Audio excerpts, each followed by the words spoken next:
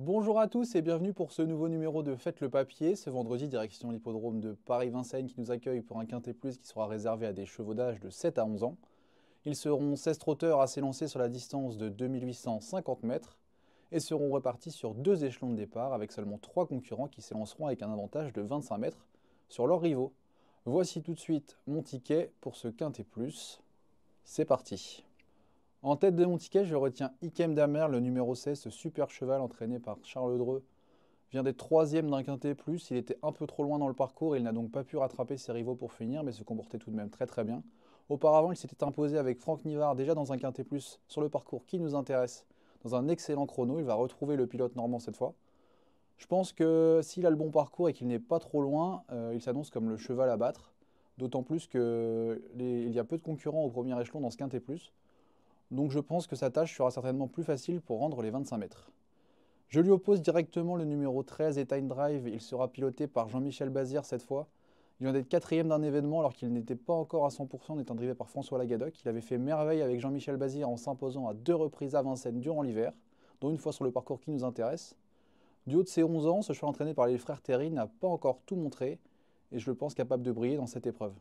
Ma troisième base sera le 10 Hurricane Carter. Ce super cheval entraîné par Séverine Raymond est un peu fragile et il n'est pas toujours à 100% de sa forme, mais lorsque c'est le cas, il est rarement battu.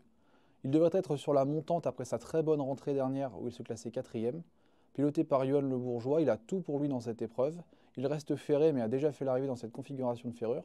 Il a déjà affronté des meilleurs lots et même s'il n'est peut-être pas encore à son top niveau, difficile de le voir sortir du podium.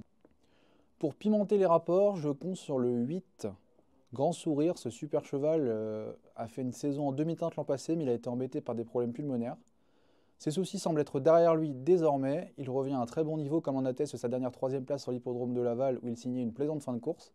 C'est un attentiste, il faudra que ça se passe bien avec lui, mais si c'est le cas, je pense qu'il a tout à fait le niveau pour terminer dans le quintet plus à une cote très intéressante.